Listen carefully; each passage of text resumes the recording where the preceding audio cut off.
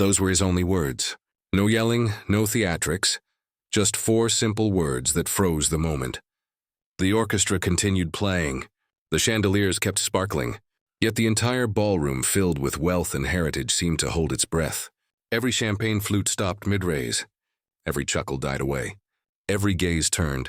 His finger was directed at her, Amara Delaney, 24, pursuing her master's degree in her 2nd year, working this charity event through a temporary contract to cover her mother's medical expenses. A black woman, stunning, intelligent, and this evening entirely misplaced. Or so the crowd believed. She wasn't meant to draw attention. It's an unwritten law. Young black women like her were invisible in venues like this. Not truly present, only there to pour drinks or collect dishes or vanish into back rooms with quiet efficiency. Yet Amara possessed something special. Her gaze contained an indefinable quality that people felt but couldn't articulate. Perhaps that's what unsettled them. Perhaps that explains why, half an hour earlier, a woman adorned in jewels had whispered close to her ear. She makes me think of those lovely girls from the old days down south. You understand. The servants. Laughter mixed with disdain, champagne accidentally splashing over her serving tray and soaking her shirt. The type of degradation crafted to appear like social mishaps. The kind that wounds more deeply than harsh words. She showed no reaction. She never did. She'd been trained to absorb it, to smile through it, to remain professional and invisible. But tonight was different, because from the upper level, Cassian Wolf, tech mogul, hermit, billionaire, and the most influential person in the building, had just shattered the expected script. He hadn't requested the politician's daughter or the Ivy League graduate with the massive social media following. He had asked for her, and this is where her black narrative truly starts. Not with sorrow, not with pleading, but with presence, with disruption. With a young woman who refused to exist quietly where she was never supposed to be. So remain with me, because this isn't merely about race or social class or controversy. It's about self-respect, influence, and what occurs when staying quiet becomes dangerous. Click that subscribe button because what unfolds next will astound you. The institution. The Whitestone Gala wasn't merely an event. It was a tradition, hosted each autumn at the grand Whitestone Manor on Seattle's outskirts. This was the type of gathering that shaped destinies. Who would receive the next major funding? Who might earn a position on an executive board? Who was accepted and who was excluded? Guests appeared in a steady stream of black vehicles and polished luxury cars. Gentlemen in tailored suits, ladies in floor-sweeping gowns that spoke of wealth with each movement. The atmosphere was heavy with expensive fragrances, social standing, and the pretense of refinement. Within the ballroom's splendor, polished marble floors, soaring arched windows draped in silk, a 10-piece jazz ensemble performed music that made time feel suspended around 1956. Moving through it all like living decorations were the staff. Black vests, white gloves, hair secured back, eyes downcast. Amara Delaney moved among them, yet she was different. Not completely like the others. Something distinct marked how she carried herself.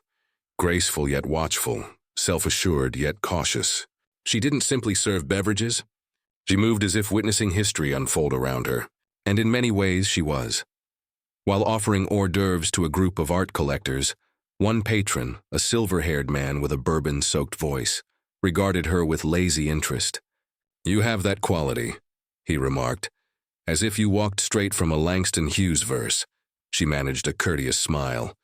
This wasn't her first encounter with someone attempting to compliment her with words carrying more significance than they realized. Later, a woman wearing a pearl necklace beckoned her over. "You're unfamiliar," she observed, examining Amara like fine china. "Where did you receive your training? You carry yourself beautifully. My husband believes that's uncommon nowadays." Uncommon. As if elegance wasn't natural for women like her. As if her presence here was an oddity. Amara kept her tone steady. "Simply doing my best, ma'am." But internally, something twisted. Not rage exactly. Rather the silent pain of being simultaneously visible and invisible. Treated as a reflection rather than a person. She turned away, returning to the evening's rhythm.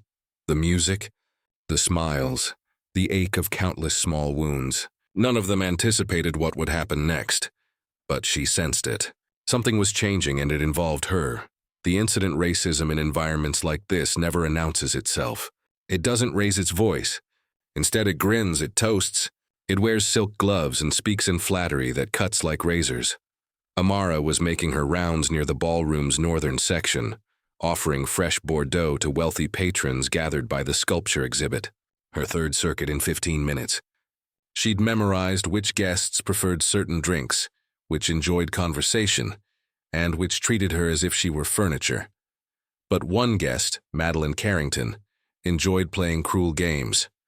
Madeline represented generational wealth, blonde, refined, and casually vicious in the way only inherited privilege could afford. Her eyes gleamed with cold malice as she focused on Amara. "Wonderful," Madeline purred. "Our server has returned." Amara offered the tray wordlessly, maintaining perfect posture. Madeline reached for a glass, then, as if guided by invisible, malevolent forces, her fingers jerked. The wine glass tilted sideways. A crimson wave splashed across Amara's pristine white blouse, the liquid soaking the fabric hungrily. Gasps, muffled laughter. "Oh my," Madeline exclaimed, her lips forming a slow, poisonous smile. "How careless of me." Amara remained motionless. Her hand still gripped the tray, though her knuckles had turned white. Her blouse clung to her skin. The wine's chill burned warmer than it should have. A gentleman beside Madeline chuckled. "She's taking it well," he commented, "like in those classic films. You recall?" She remained silent. She couldn't speak. No apologies followed. No one offered assistance. It wasn't accidental, and everyone understood this. But power in such spaces doesn't require volume. It only needs to be acknowledged by those who understand the rules. The rule was clear. People like Amara were insignificant. She drew a measured breath, not deep, just enough to steady herself. Then she nodded politely. "Excuse me," she said quietly, walking away and leaving red droplets on the marble floor. She didn't weep. She didn't flinch. But inside something broke silently, cleanly. Not the part of her accustomed to humiliation, but the part that had stopped expecting better. Tonight, that part was awakening. The watcher from the mezzanine overlooking the ballroom, Cassian Wolfe, observed the evening like a chess master studying his board. He stood alone, hands in his tailored charcoal suit pockets, an untouched scotch resting on the railing. To most guests below, he was legendary. Among the youngest self-made billionaires in America, the mind behind numerous AI ventures, data security empires, and exclusive think tanks no one questioned. He rarely attended such galas. He despised meaningless chatter and artificial behavior. But tonight was different. Tonight, he had a reason he hadn't fully acknowledged. His eyes swept the crowd, passing over CEOs, senators, socialites, all identical copies from a world he'd conquered but never truly joined. Then, like a chord striking in his mind, his gaze found her. Amara. He didn't know her name yet. Initially, he only saw her from behind. Braids neatly arranged, shoulders straight. A crisp white blouse now crimson-stained across the front. Something about how she stood there, composed, as the mockery behind her faded, felt electric. She didn't flee in shame. She moved with intention, with dignity. Cassian leaned forward slightly. He'd grown up watching people pretend, observing cruelty disguised as manners. He'd witnessed what the world did to women who looked like her. Women like his mother. Strong, brilliant, undervalued, silenced. He watched Amara excuse herself, holding her tray like armor. No one helped her. No one acknowledged her pain. But he saw everything. He turned to his assistant, standing silently by the curtain. "Who is she?" Cassian asked. The man looked confused. "Which guest, sir?" Cassian's gaze didn't waver. "She's not a guest." The one with the wine-stained shirt carrying the tray. The assistant followed his sightline, eyes widening slightly. "I'll investigate." Cassian nodded once, deliberate. Then he spoke the words that would transform the evening. "Bring her to me." No explanation, no expression, no smirk, just a command. As his assistant vanished into the crowd, Cassian remained at the mezzanine's edge, watching her navigate a room designed to erase her existence. He didn't know her story yet, but he was about to learn it. The summons Amara had just reached the back corridor near the service entrance when a voice halted her. "Pardon me, miss." She turned, expecting another guest's complaint or perhaps a supervisor's reprimand. But this man wasn't wearing a show suit. He had the build of someone trained to prevent trouble, and the earpiece confirmed his role. "Mr. Wolf requests a word with you," he said quietly. Amara blinked. "I'm sorry, who?" "Cassian Wolf," he repeated, tone neutral but respectful. "He asked for you specifically." She stared at him, stunned, her mind racing for explanations. Maybe it was confusion. Maybe he'd mistaken her identity. Or perhaps this was some twisted extension of the humiliation she'd just endured downstairs. She put the phone down, and for the first time that day, she let herself feel it. The shame, the fury, the helplessness of being talked about louder than you've ever been listened to. The internet doesn't forget, but worse, it doesn't forgive. The cruelty. The next morning, Amara woke to a phone that felt toxic. Overnight, the tone had shifted. It wasn't just gossip anymore. It was personal. It was cruel. It was vicious. She opened Instagram out of habit, then immediately regretted it. Hundreds of comments, not on new posts, but on old ones. Photos of her at her sister's graduation. Her standing in front of a downtown mural. A picture of her holding a book in the library. The messages underneath had one thing in common. They were no longer about what she did. They were about who she was. She's not even that pretty. Typical affirmative action trash. Keep reaching, sweetheart. You'll still end up back where you came from. These women always want to play victim until the money runs out, and the worst ones didn't even use words, just emojis. Monkeys, nooses, chains. She reported them, blocked a few, but it was like trying to bail water out of a sinking ship with a teaspoon. Her inbox was full of strangers offering protection in exchange for photos. Others told her to stay in her lane. Some tried to mask their hate in fake concern. "You seem smart. Just don't ruin your life chasing some billionaire dream." She turned off her notifications, deleted the apps, but the damage had already carved itself into her chest. At noon, she got a call from Cassian. "I'm sorry," he said, his voice lower than usual. "I didn't think it would escalate like this." She almost laughed.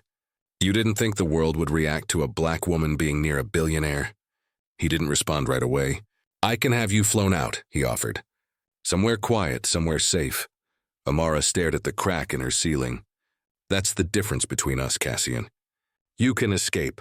I have to live in this skin." Silence stretched between them like an ocean. Then she said it. "I don't want to disappear," he exhaled. "Then what do you want?" Amara looked at her reflection in the dark screen of her phone. "I want to be heard. Not pitied, not erased, heard." She hung up. And for the first time in 2 days, she didn't cry. She started writing instead. The response Amara sat on her bedroom floor, laptop open, the webcam's tiny green light glowing back at her like a dare. No makeup, no ring light, just her bare-faced, tired. Wine stain still faintly visible on her blouse like a scar she no longer tried to hide. She hit record. At first, there was only silence, the hum of a city outside, the weight of millions of strangers breathing down her neck through screens. Then she spoke. "I wasn't planning to say anything," she began. "But then I remembered something my mom used to say. If they're going to write your story without you, at least make sure they get the ending wrong." She took a breath, steadying her voice. "I didn't sneak into a party. I was working. That dress code? I wore it because it was the uniform. That wine on my shirt? That wasn't clumsiness. It was a message, one I've received in 100 different ways my whole life." She paused. "Not for drama, but to breathe. And yes, I stood next to Cassian Wolf on a balcony. He didn't invite me up for entertainment. He invited me because I didn't disappear when the room asked me to. Because I stood still when someone tried to erase me with red wine and white gloves." She leaned in, her voice softening. "Being black in spaces like that is a balancing act. You learn how to be invisible without being invisible. You learn how to smile when they reduce you to a punchline. You learn to survive the party without ever being part of it." Her voice didn't shake. "Not once. I'm not telling this story for sympathy. I don't want your pity. I want people to understand that what happened at that gala wasn't about one glass of wine or one viral photo. It was about every time someone like me gets told, silently or out loud, 'You don't belong here.'" She sat back, eyes locked on the lens. "Well, I do belong here. Maybe not in your version of the story, but in mine." She smiled. "I take up space." Then she clicked upload. It was just a 4-minute video. No filters, no edits, just truth. And it spread like wildfire. The transformation, the video went viral in less than a day. By the end of the week, it had over 6 million views. Not because of drama, not because of Cassian Wolf's name, but because Amara Delaney spoke what so many had felt and never had the platform to say. For the first time in her life, Amara wasn't a background figure. She wasn't a rumor. She wasn't a what if. She was seen, fully. Her inbox changed overnight. Messages from Black women all over the country, students, lawyers, nurses, artists, all writing the same thing. Thank you for saying it out loud. Brands tried to reach out. Influencers wanted collaborations. Podcasts requested interviews. And in the middle of the whirlwind, Cassian called again. But this time, it wasn't just a check-in. "I've been thinking," he said, "about your voice, about what it can build." She listened in silence. "I want to start something," he continued. "A fund, a grant program for Black students in the arts. Named after my mother, but led by someone who knows what it feels like to be overlooked." There was a pause. "I want you to run it," Amara blinked. "You want me to be a figurehead?" "No," he replied. "I want you to be the decision-maker." For a moment, she considered it. Then she said, "Only if it's not about charity. I don't want to be the exception. I want to create access without asking permission." Cassian didn't hesitate. "That's exactly what I had in mind. The initiative." The announcement came 2 weeks later. The Delaney Wolf Initiative for Representation in the Arts. Applications opened within days. The website crashed within hours. People cared. Not because of Cassian's money, but because of Amara's story. But she didn't stop there. She held workshops, visited schools, spoke on panels, not as the girl from the scandal, but as the woman who chose to stand in the fire and speak anyway. And slowly, something shifted. Not just in her life, but in how she saw herself. She was no longer the server who stood next to power. She had become power, quiet, grounded, purposeful. A new chapter written in her own voice, on her own terms. And for the first time in a long time, Amara wasn't surviving the room. She was designing the blueprint. The new dawn sunrise used to mean survival for Amara. Another day, another shift, another set of smiles meant to deflect rather than express. But now sunrise felt different. It didn't mean hiding. It meant building, living, showing up in rooms not to serve but to lead. Amara Delaney didn't become famous because she was close to power. She became unforgettable because she dared to speak while standing in the middle of a storm, designed to silence her. And when the world threw fire, she didn't run. She stood still and lit her own match. What began as humiliation ended in something much greater. Not because the pain disappeared, but because she refused to let it define her. The truth about dignity. Here's what no one tells you. Dignity isn't loud. It doesn't scream. It doesn't demand attention. It sits quietly at your core, waiting for the moment you remember it's yours. And when you do, it changes everything. Because the truth is, we all walk into rooms that weren't built for us. We've all been laughed at, doubted, labeled, dismissed. But what matters isn't how the room sees you. It's whether you choose to stay standing when they pretend you don't exist. Amara did. And because of that, she didn't just reclaim her voice. She gave others permission to find theirs. This story wasn't about a billionaire. It wasn't about gossip or scandal. It was about something far more dangerous to the status quo. A Black woman who chose not to shrink. And if her story moved you, even just a little, don't just scroll past it. Subscribe, share it, speak up when it's your turn. Because maybe you're not Amara. Maybe you haven't stood on a balcony, wine-stained and watched by millions. But maybe, just maybe, you felt like you didn't belong somewhere you absolutely did.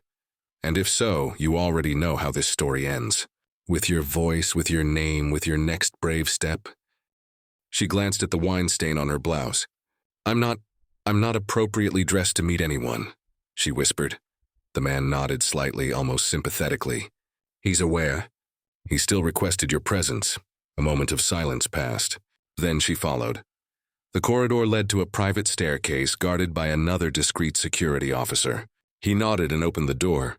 As she climbed, her breathing grew shallow. Her hands clenched at her sides. What could someone like Cassian Wolf possibly want with her? At the top, a hallway stretched out. Quiet, dimly lit, lined with dark wood paneling and museum-quality art. The kind of corridor worth more than yearly tuition. At the end, glass double doors opened onto a private terrace. He was there, standing alone at the railing, city lights reflecting in his untouched scotch. Cassian Wolf didn't turn immediately. He let the silence settle like snow. When he finally faced her, his gaze met hers, sharp, unreadable. "Amara Delaney," he said, not questioning but stating fact. Her pulse quickened. "How do you—" "I make it my business to know things," he said simply. She crossed her arms defensively. "You summoned me here." "Why?" He drew a long breath. "Because I watched a room full of people attempt to erase you and you refused to vanish." A pause. "You're the only authentic thing I've witnessed all evening." The conversation. The terrace was quiet, too quiet. The city sparkled beyond the balcony, a tapestry of ambition and secrets. Inside, the air was cooler, calmer. But Amara could still feel the wine sting on her blouse. The weight of countless judging eyes from below. Cassian Wolf poured coffee from a silver carafe into 2 minimalist ceramic cups. "No sugar, no cream," he said without asking. "You seem like someone who accepts things as they are." Amara raised an eyebrow. "You seem like someone accustomed to getting what he wants." A slight smile touched his mouth. "Sometimes, not always." She accepted the cup, its warmth grounding her. They stood momentarily in silence. Then he asked, "Do you understand why I brought you up here?" "I was hoping you'd explain that," she replied. Cassian leaned against the railing, coffee untouched. "I've attended thousands of these events," he said. "They all blend together. Same donors, same causes, same performances." He looked at her intently. "But tonight I watched someone stand in the center of all that noise and remain human." Amara let the words hang. She wasn't sure if it was praise or manipulation. "So what now?" she asked. "You felt something watching the help get degraded and now you want to remedy it with coffee and conversation?" Her tone was even, but her spine remained rigid. Cassian didn't flinch. "No, I don't want to fix it. I want to understand it." She studied him. Most wealthy men asked questions to appear thoughtful.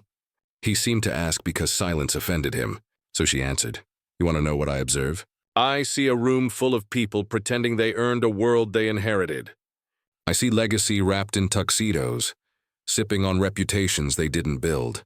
And I see someone like me working twice as hard to remain invisible just to survive."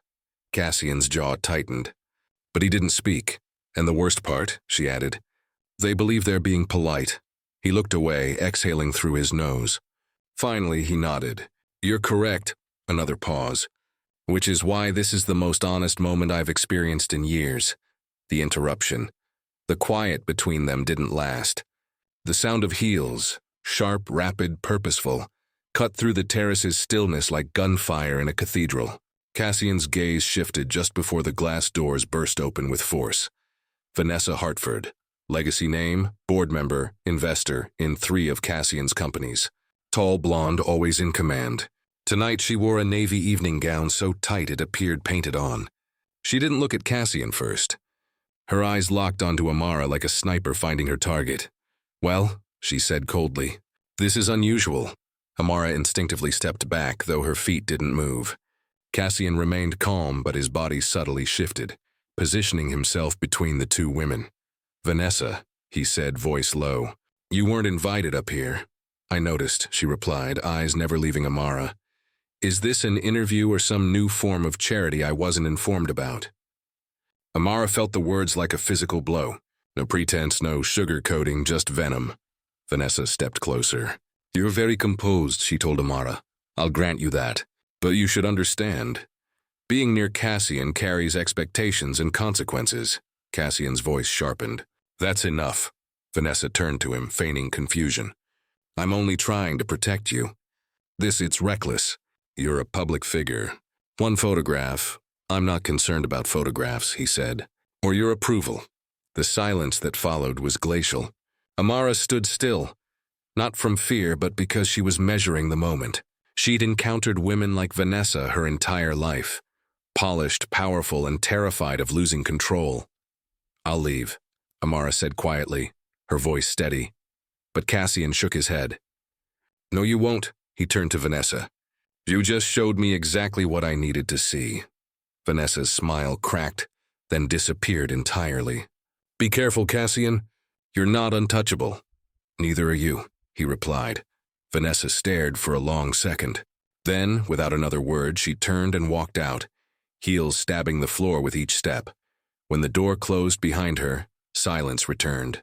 But it wasn't peaceful. It was charged. Cassian looked at Amara. Still want to leave? Amara exhaled. No, she said. Not yet. The revelation. The wind picked up slightly on the terrace, brushing through Amara's braids and rustling the edge of Cassian's suit jacket. Neither of them moved. The moment with Vanessa had left something in the air. Anger, yes, but something else, too. Truth. Cassian finally spoke. You want to know why I brought you up here? Amara didn't answer. She just looked at him, guarded but open. He took a slow sip of his coffee, then set the cup down carefully. When he spoke again, his voice was softer, different.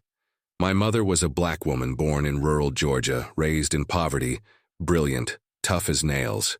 She worked as a library assistant, but she could recite Baldwin and Morrison like gospel. She raised me on stories and warnings. Amara blinked, surprised. She hadn't expected that, Cassian continued. When she became pregnant with me, my father's family disowned her. Said she wasn't worthy to carry the Wolf name. She raised me alone. No help, no apology, no inheritance. His eyes grew distant. She died the year I sold my first company. Never saw a penny of it. Never got to walk into a room like that one downstairs and be anything but someone's afterthought. Amara's throat tightened, but she said nothing. I built everything I have to prove I could, he said. But success doesn't erase the scent of disrespect. You can still feel it in a handshake, hear it in a compliment, see it when a woman like you walks into a room full of people who'd rather not acknowledge her at all. Amara looked down at her stained blouse. It had dried stiff, a sharp red bloom across white cotton. You brought me up here because I reminded you of her, she said. He didn't deny it. I brought you up here because you refused to shrink. That's rare, especially in a place like this. The silence between them this time felt earned. Amara released a breath she hadn't realized she was holding. I'm sorry she didn't get to see who you became. Cassian smiled just a little. She would have liked you. Would have told me to stay out of your way. That made Amara laugh, quiet, real, unexpected. In that moment, the air didn't feel quite so heavy.